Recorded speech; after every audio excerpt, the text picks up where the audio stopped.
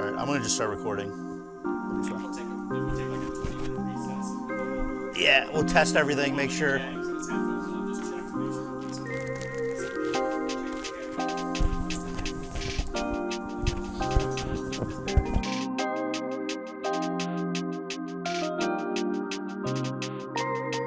I wouldn't pretend to say that we have it perfected.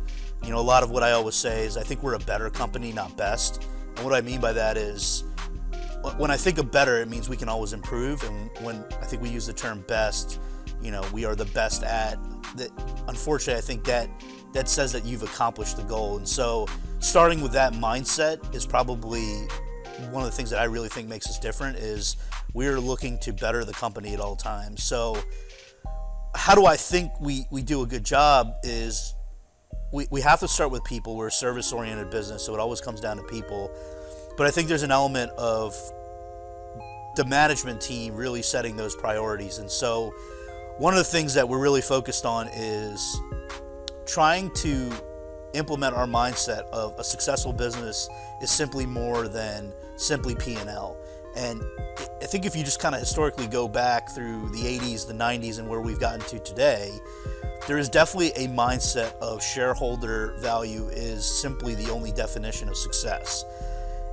And I'm struggling right now, and I think many businesses are, to really drive that home in terms of we as Nexus PMG absolutely believe in shareholder value, but we believe that there is more to a successful business and a culture that makes a successful company. And so I've spent a lot of time recently listening to our employees. I've spent a lot of time recently trying to carry that message forward as we build a better company around success definitions. And so things like retention rate, I think, is something that companies can do different. Instead of simply measuring yourself on P&L, how many employees have actually quit is an interesting thing to think about in terms of, have you built a culture of retention where people want to stay with the company is a big metric for me.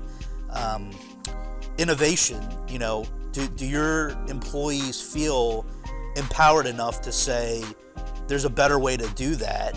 And do they feel supported enough to come back and say, and the cost would be, without necessarily always worrying about the ROI. What was amazing to me is we sent out an employee survey, and one of the questions we asked is, what should be the decision factor for implementing new technology? And I think this is probably a function of the corporate world in its current state.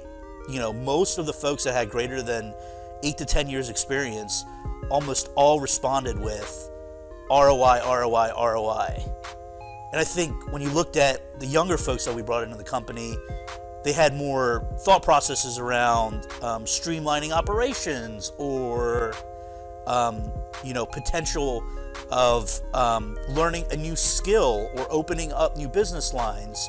And I think trying to unwire some of that is a big part of culture, and where I think all businesses will be struggling over the next couple of years, especially with how fast technology is moving, is we have to create an environment that allows the employees some leeway. And I think a lot of the tech companies are doing a better job at this than more traditional service-based companies. But I guess I'll pose it as a question because I don't really have the answers. How do you enable your employee base to go create an environment to go spend a portion of their time, whether it's 10, 20%, where they're actually going to try out new things to implement that will make the company better, and start with that position in mind, and not necessarily always from a point of what is the ROI on that investment? Because I think when you have a longer view in mind, I think COVID is a prime example of this, where, you know, I think